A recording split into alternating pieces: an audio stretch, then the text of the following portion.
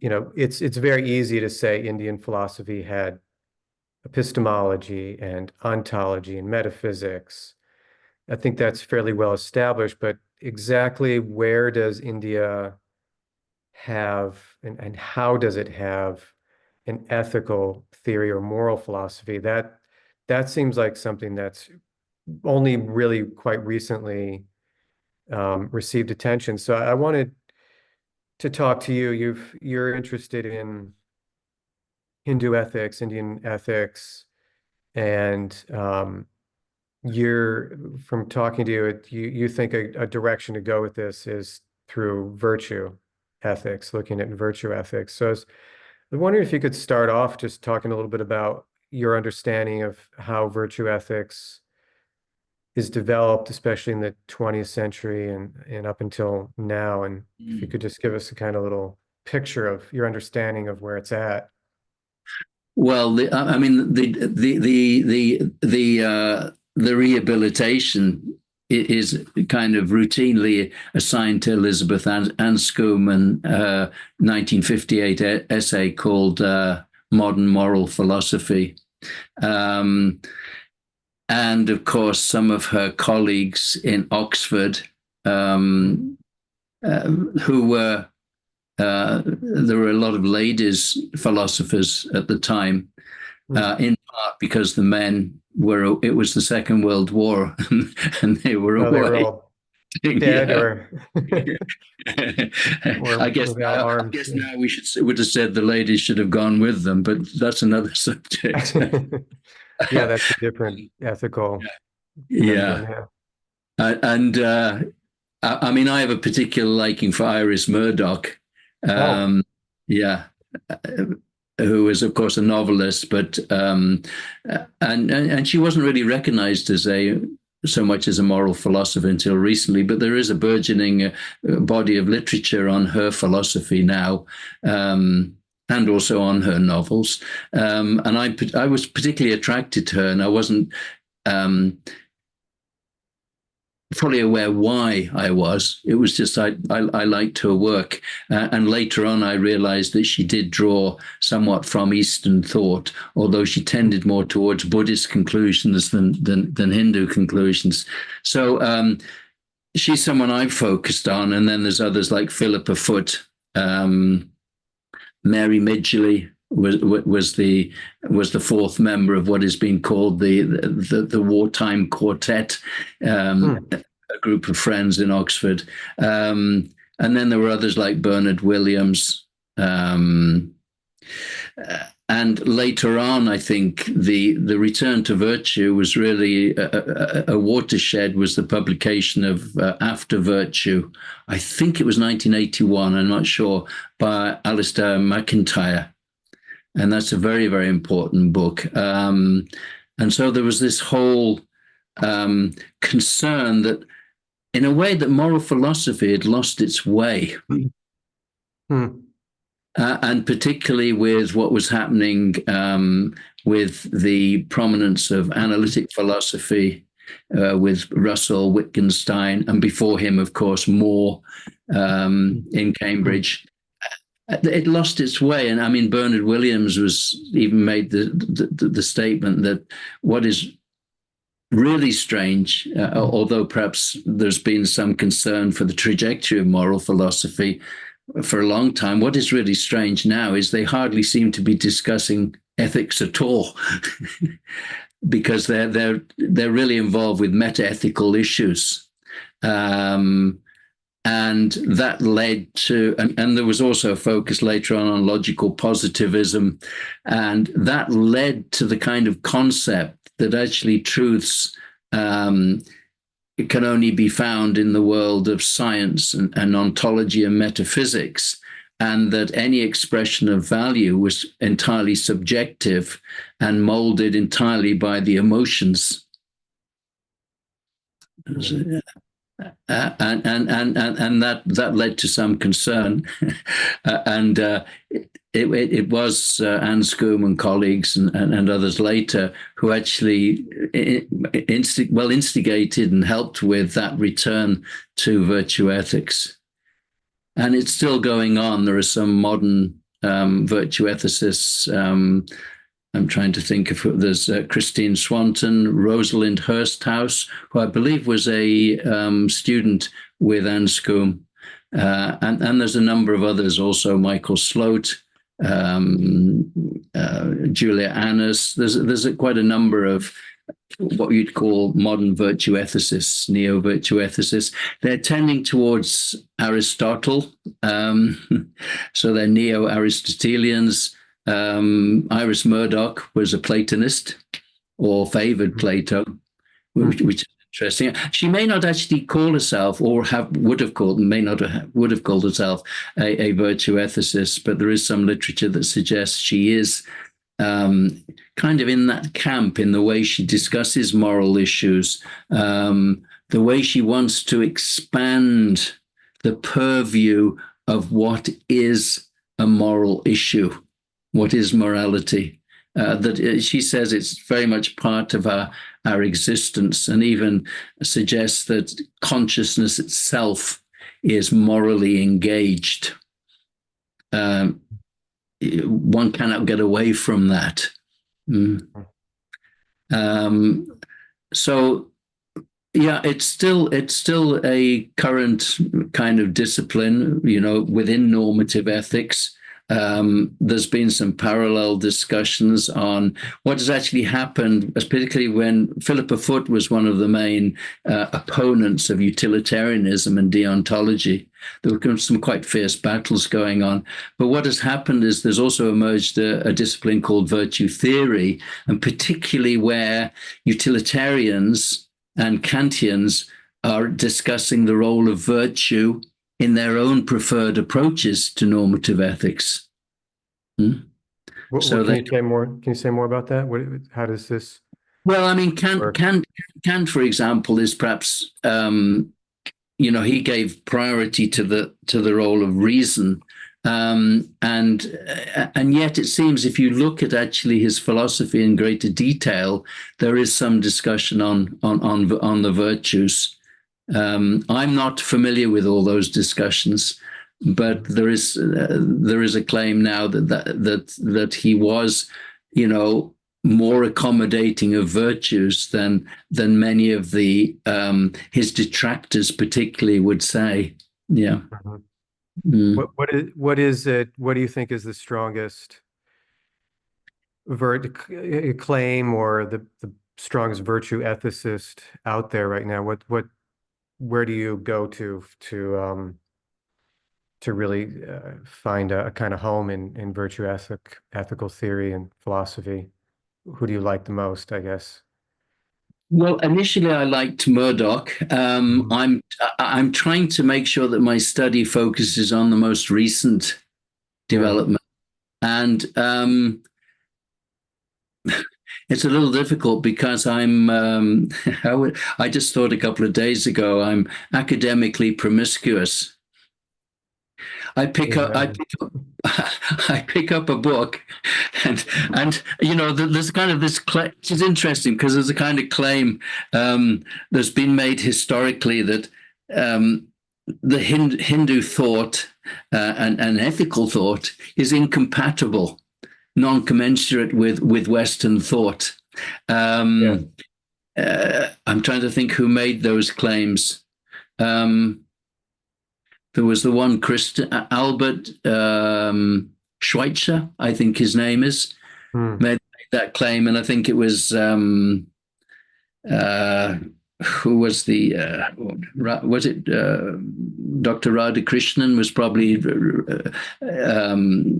spent a lot of time making counterclaims against that. I assume you don't agree with that idea. No, I don't, because actually my study, and this is only subjective, of course, but I just see so many good questions being asked, similar questions that are asked within amongst, by the Hindu philosophers. The questions are very similar. The answers bear a lot of similarity, perhaps less often. What's an example of that? A similar question. Well, if you go to the Bhagavad Purana, for example, you'll find actually the six questions, um, at least according to Chaitanya Vaishnav tradition, I think. I'm not sure whether others have framed these or structured these six questions or identified them in the same way. But of the first question, what is the absolute good? How, and that's a question that of course, Moore asked in Cambridge, what is the good? The final question is really interesting. And that is, now that Lord Krishna has left for his own abode, accompanied by knowledge, religion, etc., where does one go for moral principles? What is the source of one's moral authority? And when I read this, I thought, goodness, this really it is very similar to the question that was asked by Nietzsche and others. Dostoevsky also asked this question. The death of God question.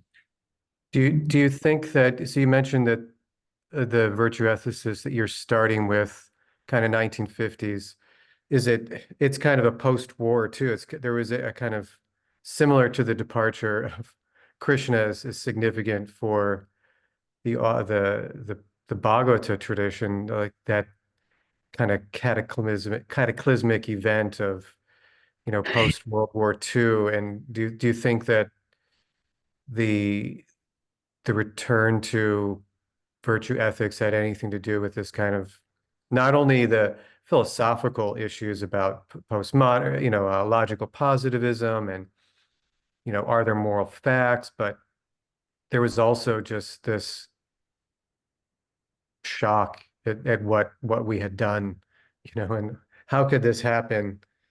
Um, Yeah, we've got to look at our moral philosophy again because of what we did to ourselves. absolutely. No, absolutely. And quite a number of philosophers have pointed to the significance of that era and the Second World War, because what happened with the emergence of the, we actually, the revelation of the Nazi atrocities,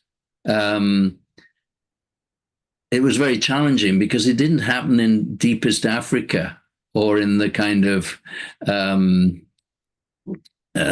mystical East, the Orient, it was very close to home. And for us, the Germans were civilized. So The most, right? They're kind of a beacon of science and music and what about architecture, idealism as well, philosophy, philosophy? Absolutely. I mean, so the question was just, how did this happen? And it was almost a question of, I guess it could be, how did this happen to us rather than someone else? Because we were so closely identified with the German culture, European culture, call it what you will. So I think that was a big question. Of course, from that emerged the whole, the Declaration of Human Rights and so on, and that was largely in response. And of course, what's happening kind of recently with the war between Russia and Ukraine is that we're again thinking, similar issues are upon us again. What to speak of what's going on in Gaza at the moment?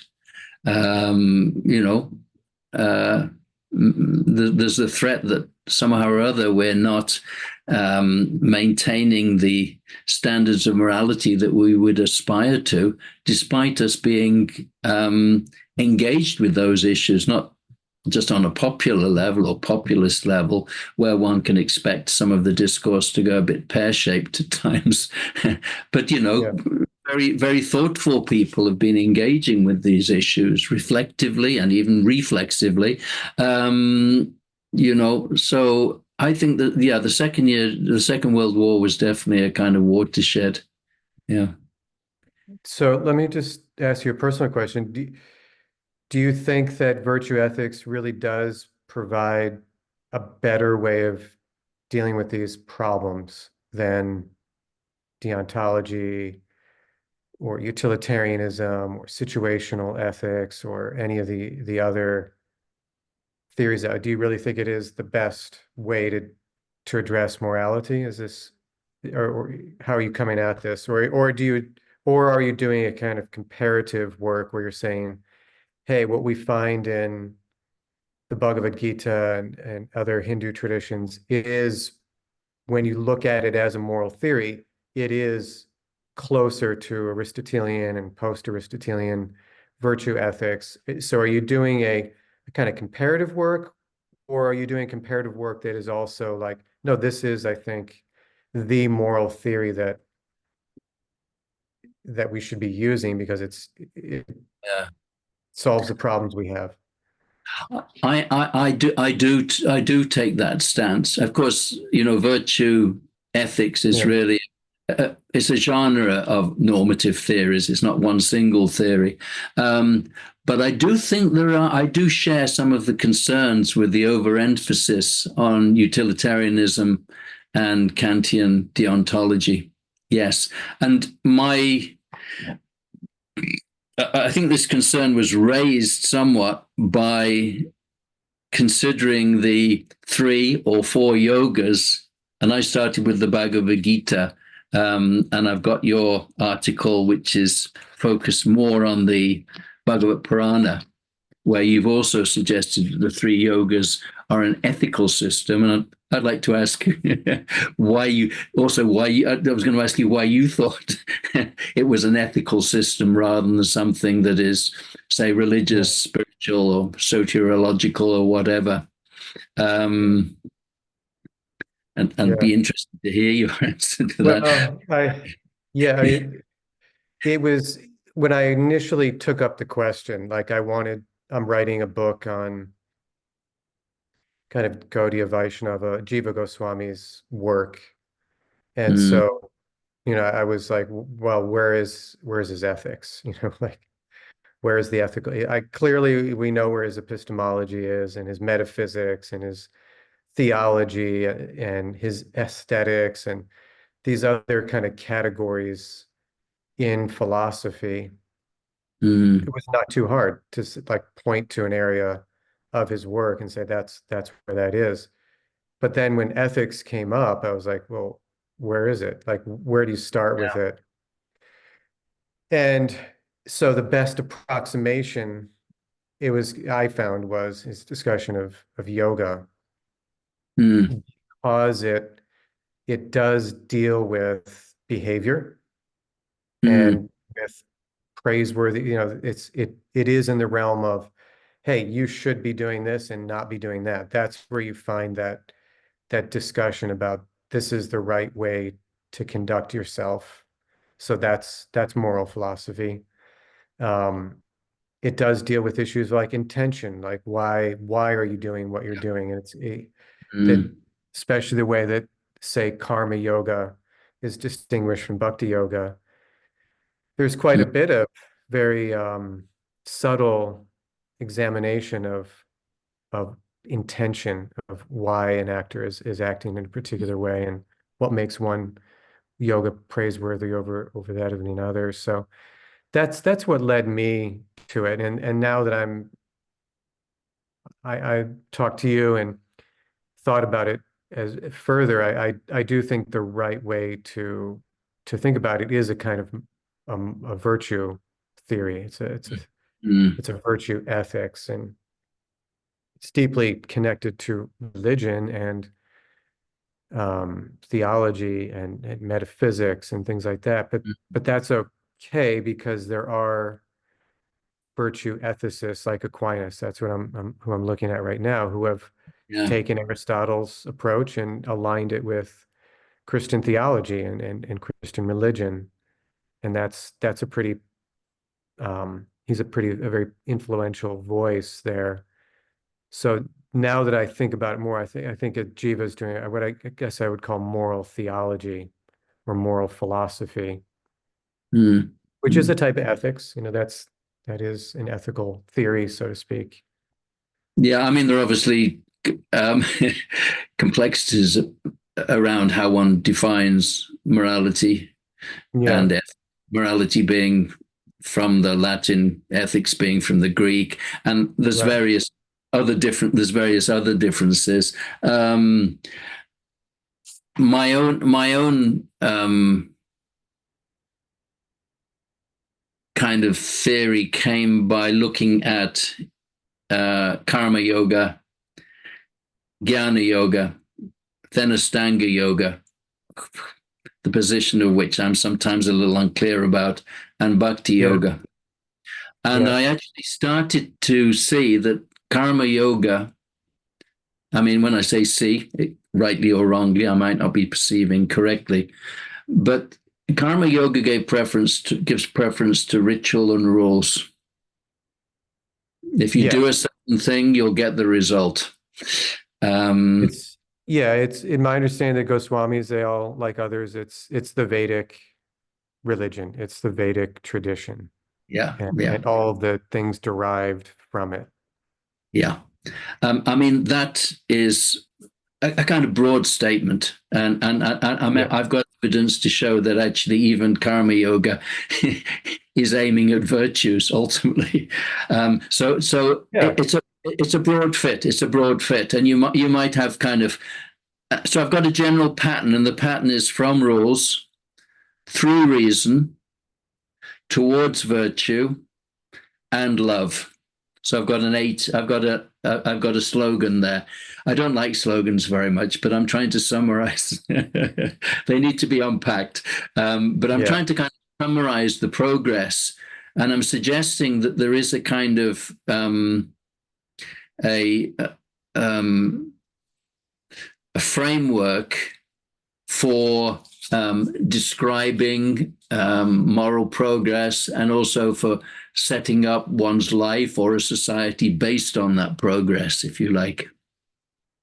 What do you Um, mean by what do you mean by progress? That through the yogas from karma to jnana to well, ashtanga to the idea that what? there's not there's there's often an idea that ethics is the same for everyone. It's about particularly when it comes to quandary ethics, when we set these problems and Mm, trolley problems, and you know, Jim has got the choice to, shoot one out of 20 of the hostages, otherwise they'll all be shot. We all know these yeah, quandary ethics. I'm not too fond of quandary ethics. I think there's a use to it because it can show defects in particular normative models. But I think sometimes, again, we can get away from some of the real aspects of life by focusing too much on the quandary. And also, I'll make one other point. I think my question has been much more not how do we know what is right and wrong, or what is good or bad, um, but how do we actually, and coming back to your comment about the Second World War and the significance of the moral philosophers in Oxford at that time and afterwards, it always seems to me the question, how do we become moral, is more important.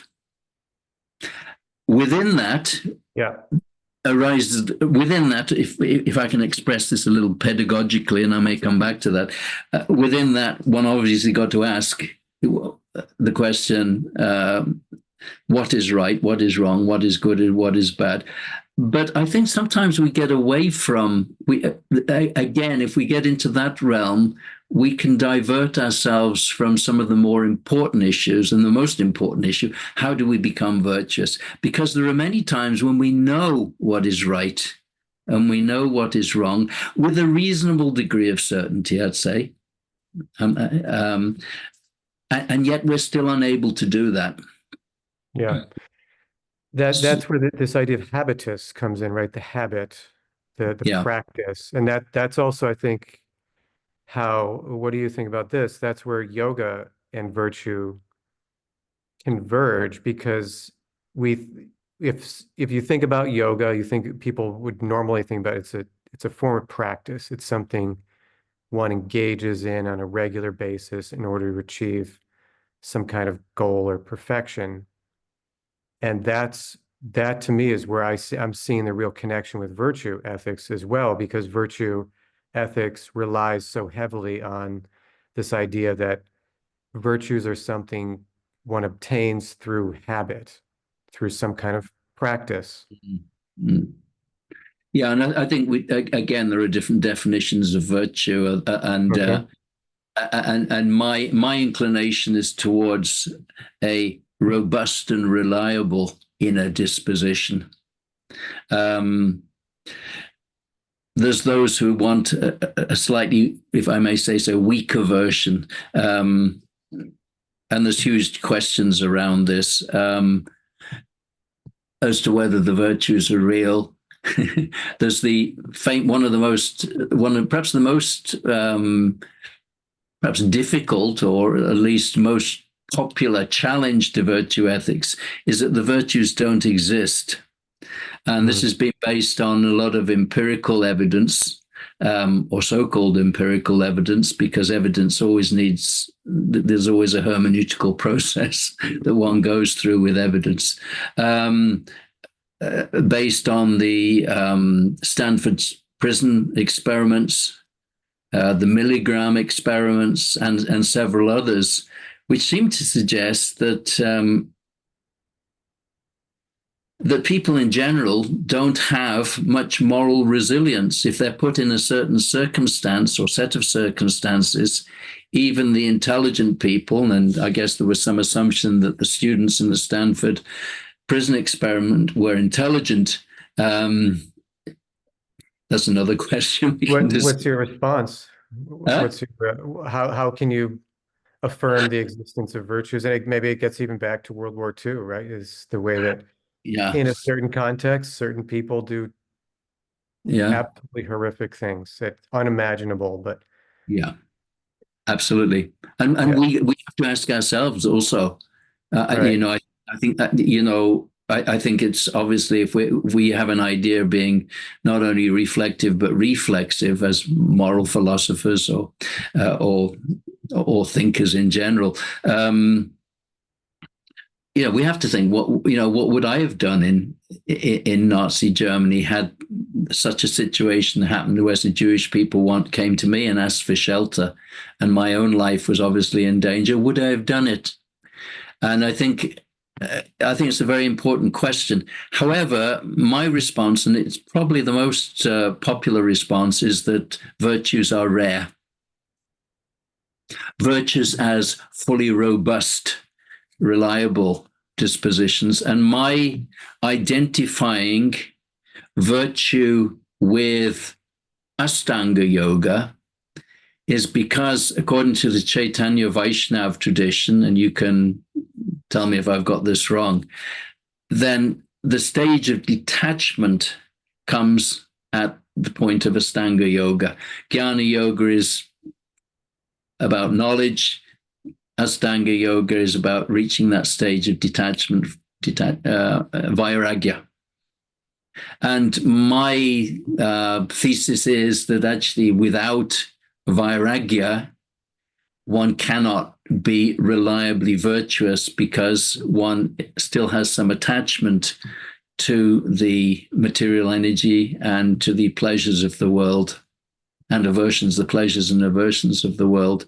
So therefore, one is always prone to some moral fragility. So I'm Very few actually, people, yeah.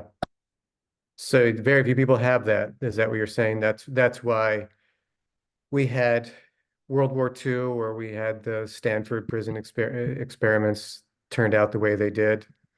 It's yeah, just they're yeah, few and yeah, far between.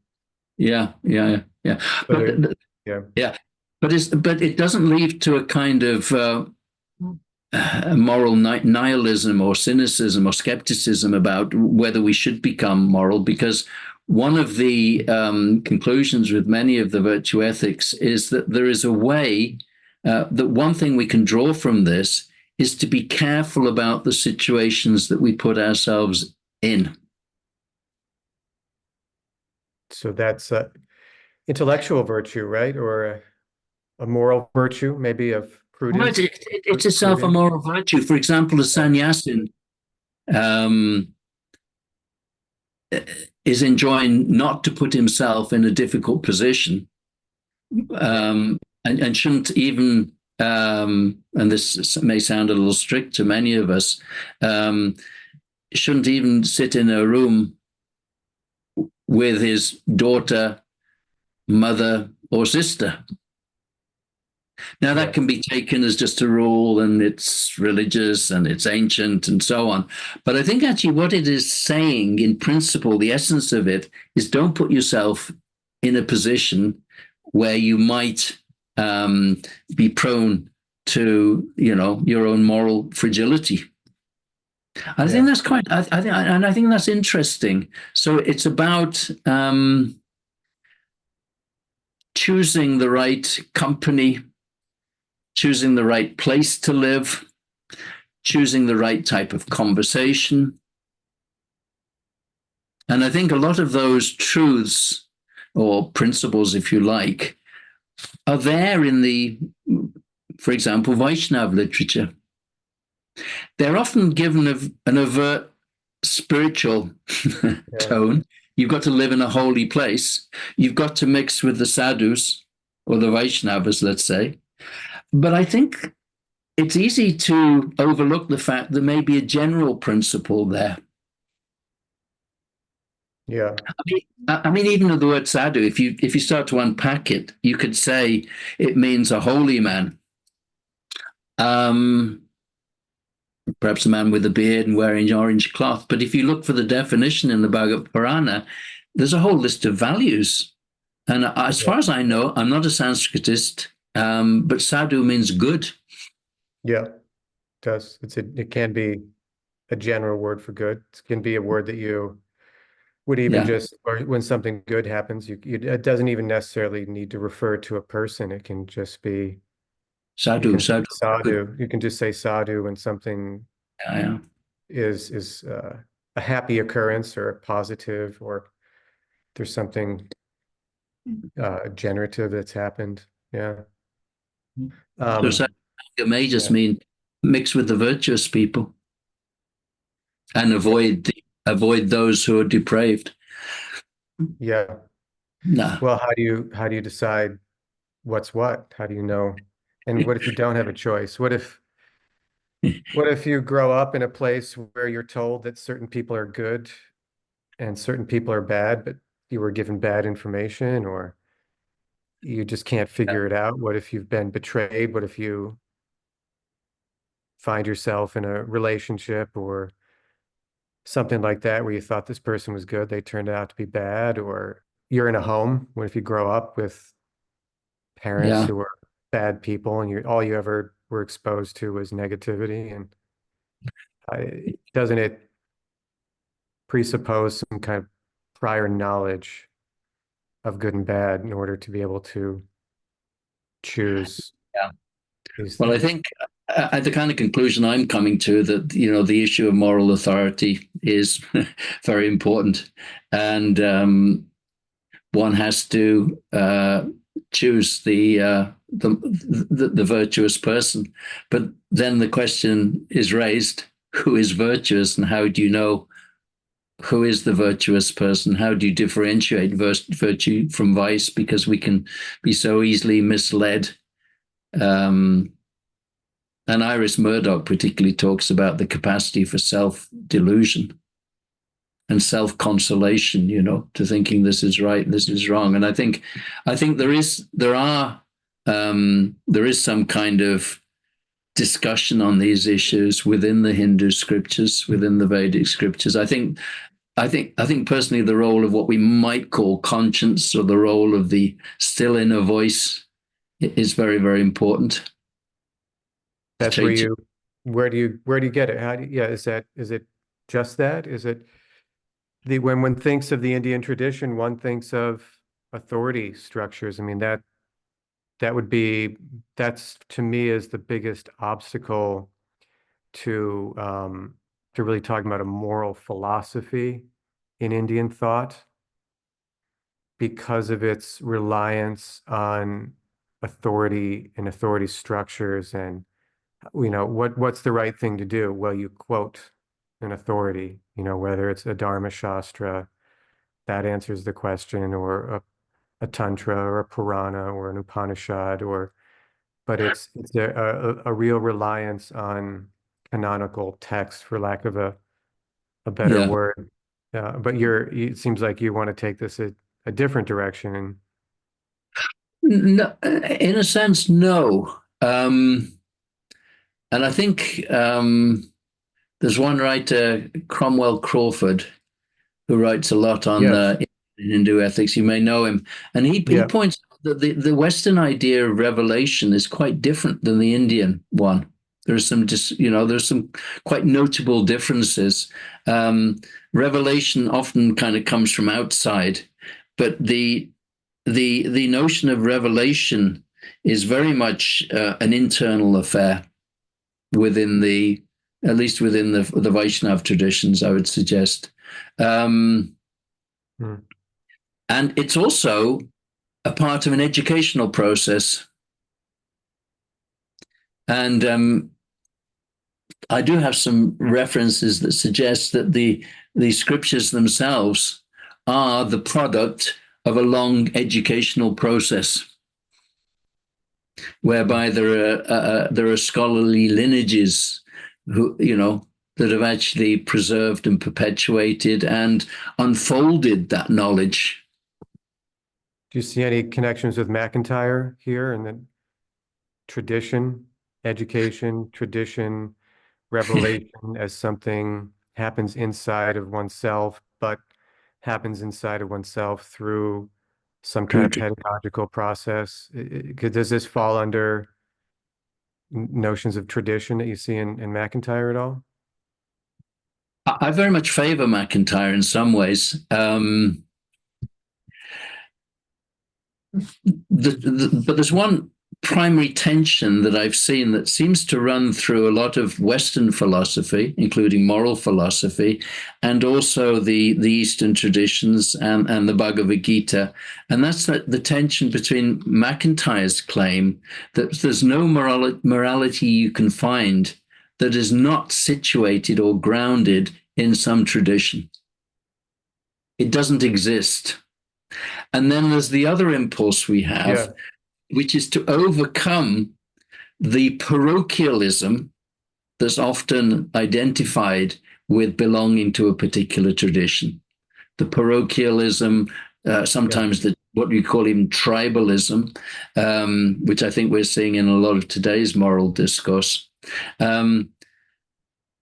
And then you've got the striving. So to counter that, you've got the striving for universals. But what has happened is a lot of the philosophers pointed out that there are real problems with the striving to seek universals, and particularly for giving priority to reason in order to be able to do that. And that is that we tend to purge the self of some attributes which are actually essential to our being and our well-being.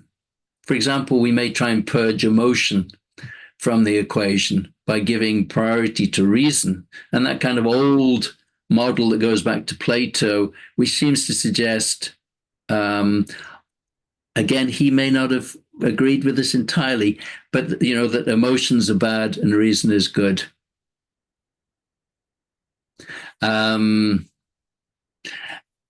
And it tends to divide the self.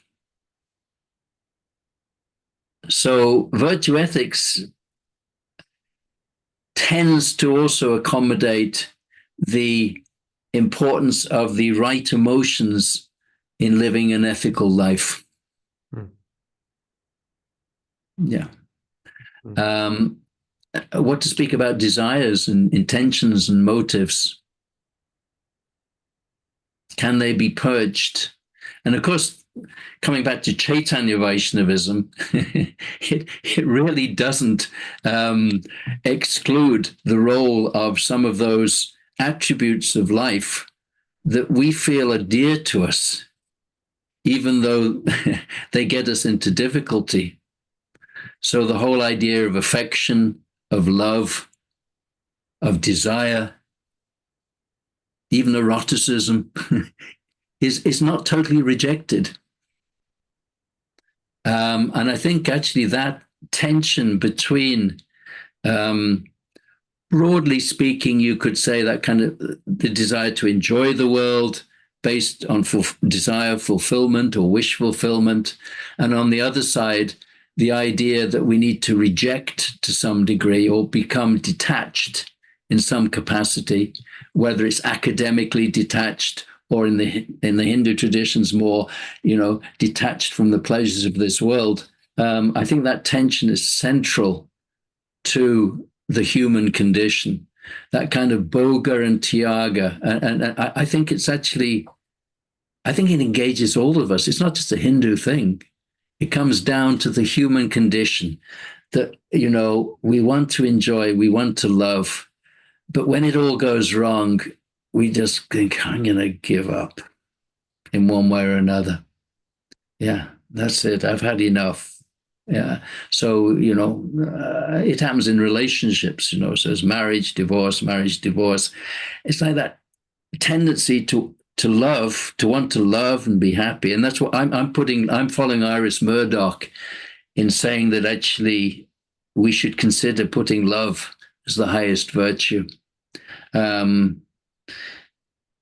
yet, it is also very destructive. We hear stories of people who are in love and it causes so much angst for us. It's so central to us, and to try and actually purge that from our being. And academics do this to some degree, and therefore Iris Murdoch she called about desiccated scholarship. I love the word desiccated. It makes me think of coconut, but the reason I like it is coconut has gone through a process of becoming dry. It's not necessarily dry, but it's a process to become dry. So maybe our scholarship in places is kind of being dried out.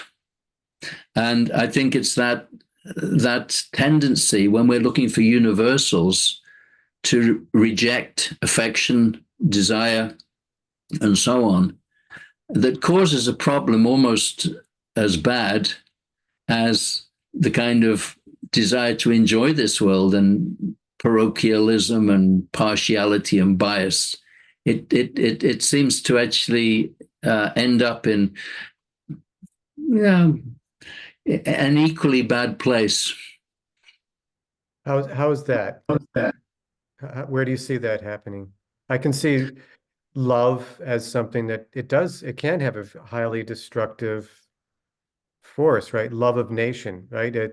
What happens if what happened if a couple million people love their country so much that they're willing to do anything to expand it? Well, you get certain problems. You love someone so much and they don't do what you hope they would do, that can be very destructive. And but what about the opposite? What is it? Desecrated scholarship. Desiccated, right? That's what.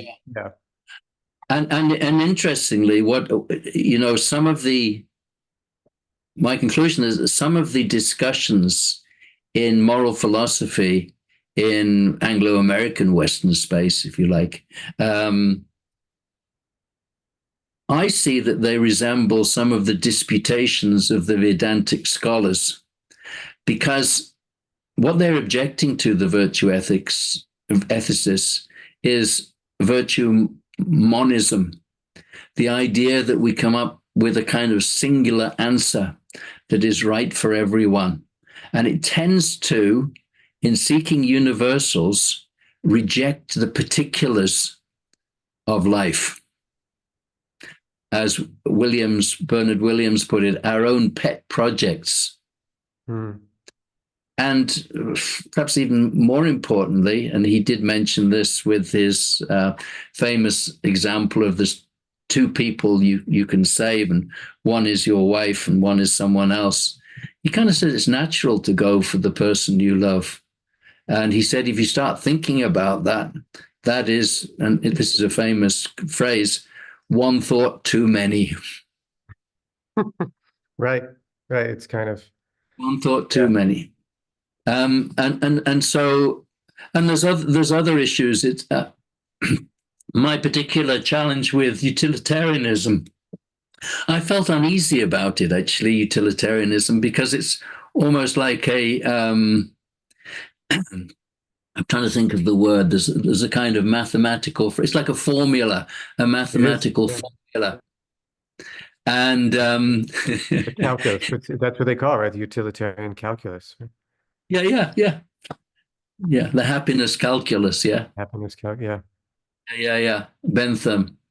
felicity calculus. I think. Yeah, yeah. And that's what, and that rather concerns me. And it,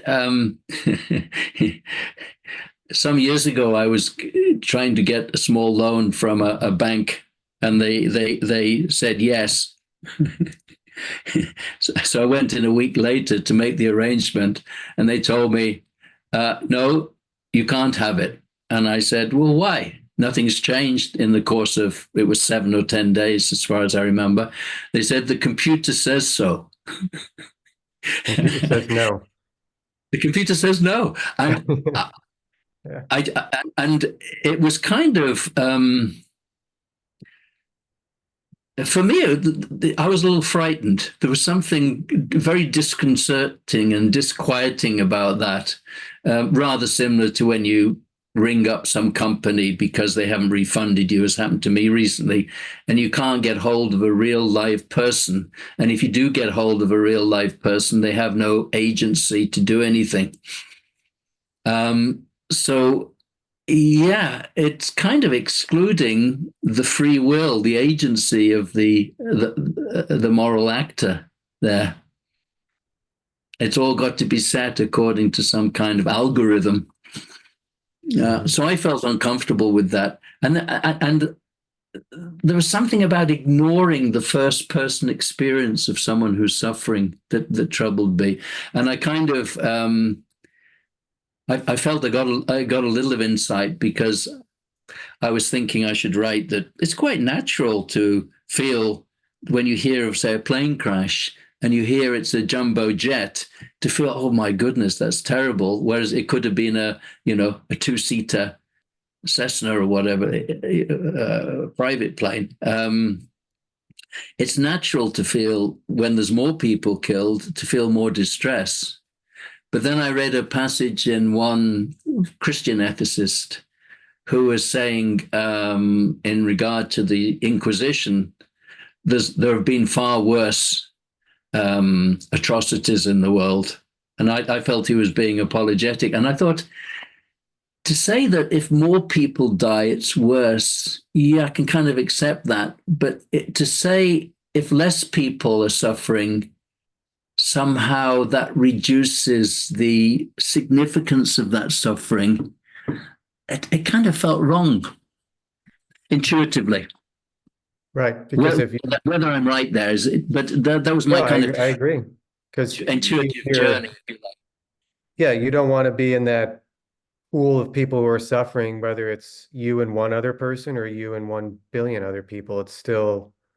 We're still Yeah, the locus of our own experience. So it doesn't really matter to us as individuals whether, you know, one or 1 million people are, because if we're suffering and yeah, then it's yeah. That's terrible. you put that nicely. I'm going to make a note of that. We're the locus of Okay. our own experience. Yeah, Yeah, yeah. That first ultimately, yeah. person perspective. So something troubled me about that, and I think the other thing is that actually the kind of enlightenment idea that reason is going to save us. Um, that kind of what I call disengaged or disembodied reason, I would call it now. Mm. I think we're seeing at the moment when we live in a with so much knowledge, and of course we live in what is called the post-truth era. Not that truth is not there. The post-truth era means we have no idea what's true and what's fake news or deep fake news any longer. And so the idea that actually having access to information and even some degree of understanding perhaps is going to bring us together as people because there is some objective truth to that isn't kind of panning out. Yeah. Is love part of reason? Is it rational to love? I mean, you're separating love and reason in some way, right? That reason alone isn't going to work or is insufficient. Love needs to be part of the moral discussion and part of how we parse out our moral theories. But is love part of the rational discussion or not? Do you think that what we call reason is purely mathematical, logical, detached, distanced, associated with the objectivity, making something an object of study and you're separating yourself from it and kind of a cool-headed, rational, analytic account of things. So is love a separate discourse that needs to be brought into rationality, or if we just yeah, how do these two terms relate, I guess? I hate to put it in those kind of analytic terms, but it's a difficult one. I think I would start by going back to Dharma. To answer that, I think I'd start by going back to the meaning of the term Dharma. And of course, I'm basing my study on the translation of A.C. Bhaktivedanta Swami Srila Prabhupada, the Chaitanya Vaishnav translation and commentary. And he defines it in two ways, which I've put together. And I've defined Dharma as that which sustains us. Let's keep the person in there.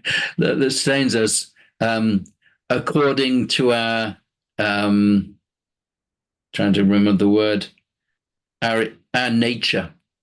Our innate nature. That's not the right word. Intrinsic nature perhaps is better. That which sustains us. And I think, and it is according to who we are, our actual identity.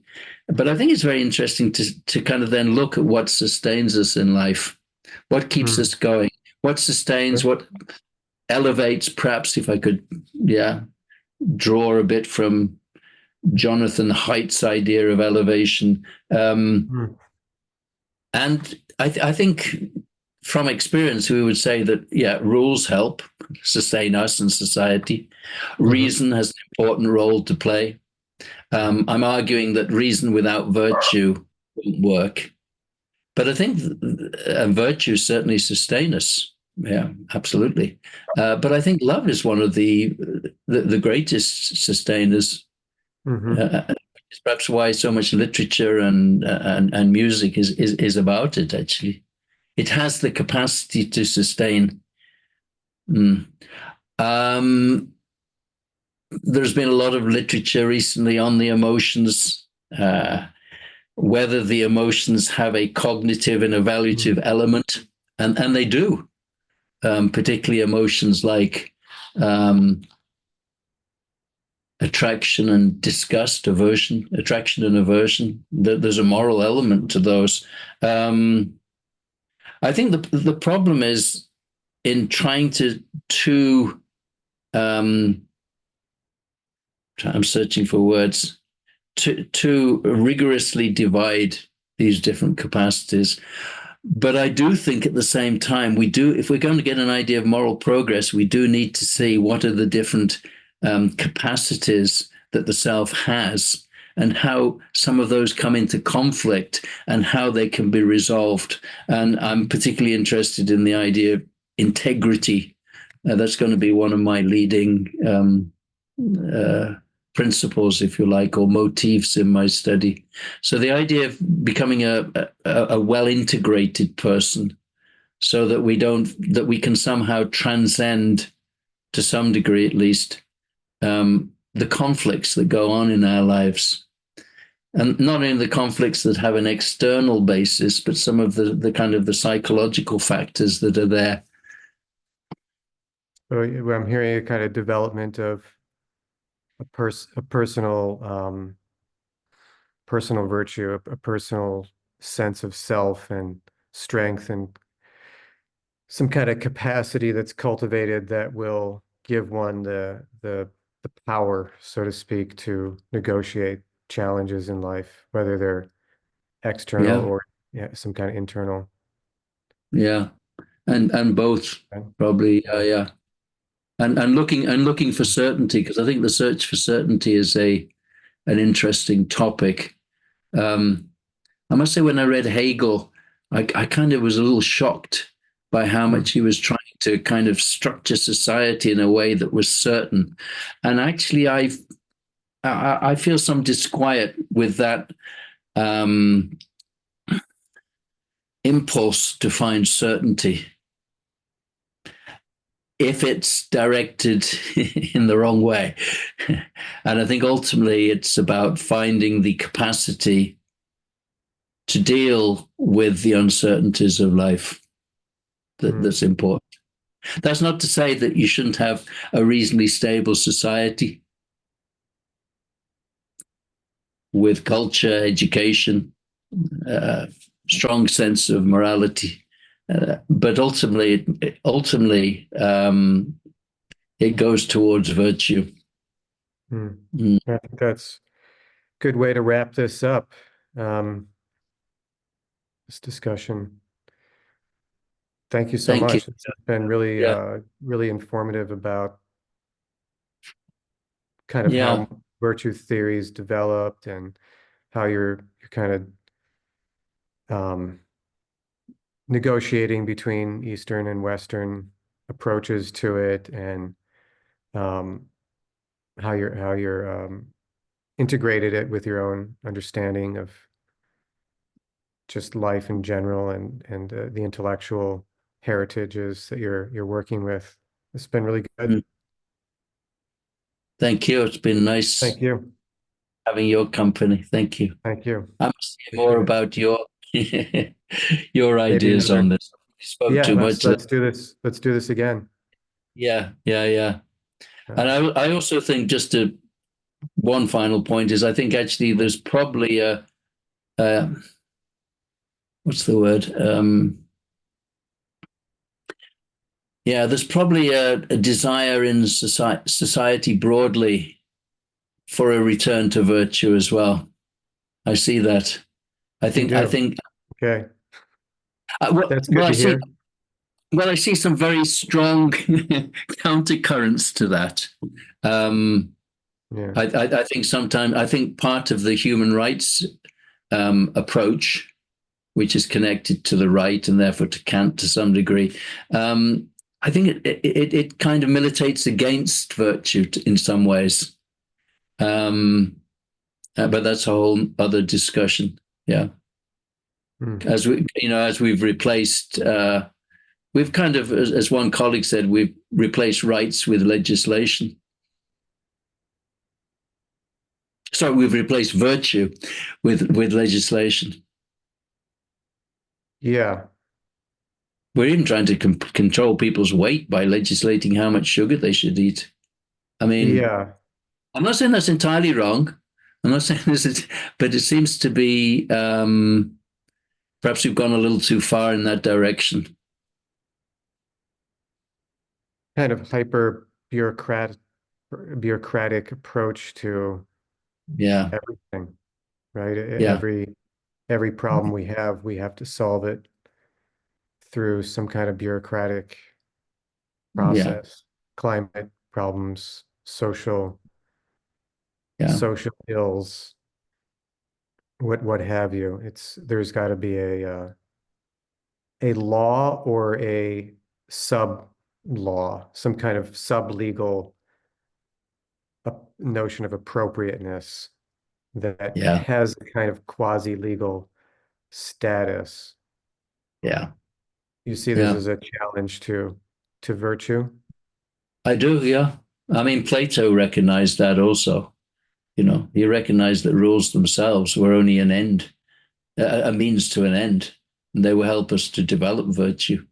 Because it outsources the problem of morality, right? It's, well, if I just have, and I go through and I adhere to the legal norms, then I'm Yeah, ethical and I don't have to yeah, yeah, internalize or cultivate my own yeah, yeah, decision-making process, what you call it, I guess, integrity, develop my own integrity yeah. that I can rely on independent of a rule. Yeah, yeah, yeah, yeah. We have to move beyond rules. Otherwise, I mean, rules can only cover a certain number of scenarios, and you very quickly come up with scenarios practically every day where you're worried, does this rule apply now? And so multiplying the rules, yeah, Right. I, Right. Then if you feel that somebody has acted inappropriately or immorally, the only way to counteract that is by making another rule. yeah, yeah, But exactly.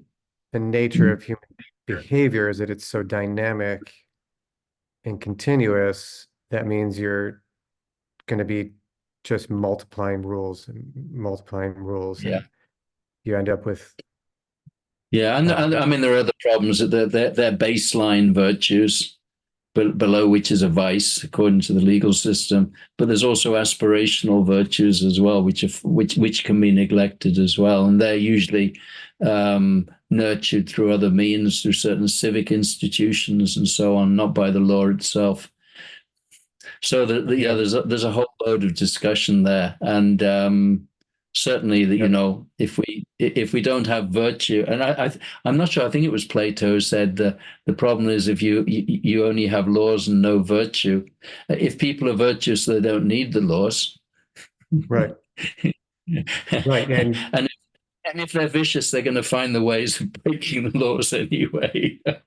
correct, exactly. There's always a way to wiggle around if you've got a good lawyer. Yeah, and then it doesn't. Maybe we could have a follow-up discussion on this, but yeah, the reliance on laws doesn't give you then any discourse to evaluate the morality of the laws, the Hmm. justification, the moral justification for a particular statute or even a kind of concept of appropriateness. Absolutely. Then you're right back. As soon as you say, well, I don't think that law is right. I don't think that we should have that law. That I don't think it's immoral to break a law. When Yeah, someone that's says what's. that, Yeah. then you're right back to square. And then another person says, no, no, no, you have to follow the law because it's the right law. Then you've got an impasse. Then you're right back at square one. Well, what is good? What is Yeah, right? that's the real problem. It's hard to get away from the whole idea of who sets that, if anyone, whether it, where one locates moral truth. Yeah, with any certainty. Mm. Yeah, yeah. I agree that we're going into, or maybe we're within a period where we want to legislate everything and Mm. codify everything into to set of laws and appropriateness and statutes and kind of an unspoken mob rule as well. If you don't follow this rule, then the mob attacks you, you get canceled or Yeah, called a bunch of it bad raises. names. Yeah, and it raises questions about the some of the ambiguities of democracy. Of course, it's Yeah, not completely free of, you yeah. know. Okay. There's plenty to chew on there for another time. Yeah, thanks, bro. You get back Thank to you. me whenever you want, and yeah.